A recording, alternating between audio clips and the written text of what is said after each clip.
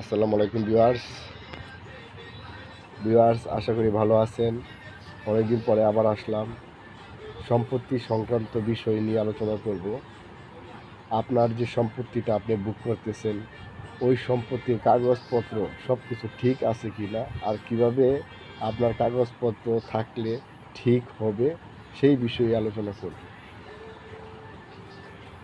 প্রথম অবস্থায় আপনার যে সম্পত্তিটা আছে, আপনার যে কাগজপত্র আছে তা নিয়ে বসেন। প্রথম অবস্থায় দেখেন আপনার যে সম্পত্তির এসে পর্সায় যদি ধারাবাহিকতা মিল থাকে আপনার দলিলের সাথে।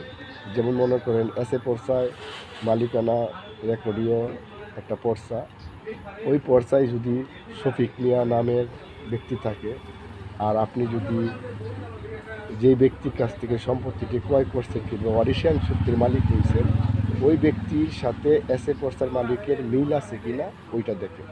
এভাবে আপনার পর্যায়ক্রমে আমরা দলিলগুলোকে যদি আপনি ক্রয় সূত্রে অর্জন করে থাকেন, এসে পর্সা থেকে যতগুলো দলিল আছে সবগুলো দলিল আপনি কি করেন, মিলিয়ে দেখেন যে আপনার দলিলের ধারাবাহিকতা ঠিক আছে কিনা।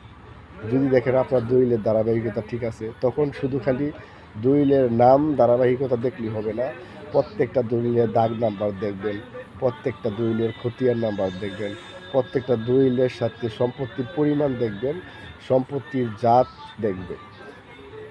এভাবে দেখার পরে যদি দেখেন আপনার ঠিক আছে, বর্তমান যে আরএস পর্সাটা হয়েছে, কোনো কোনো জায়গায় বিএস পর্সা নামে পরিচিত, এটা ওইটার সাথে মিলাবেন আপনার দলিলের যে বিবরণ, আপনার মালিকানা সত্ত্বের যে দলিলগুলো আছে ওই দলিলের যে বিবরণ আপনার আরএস পর্সায় তা আসছে কিনা।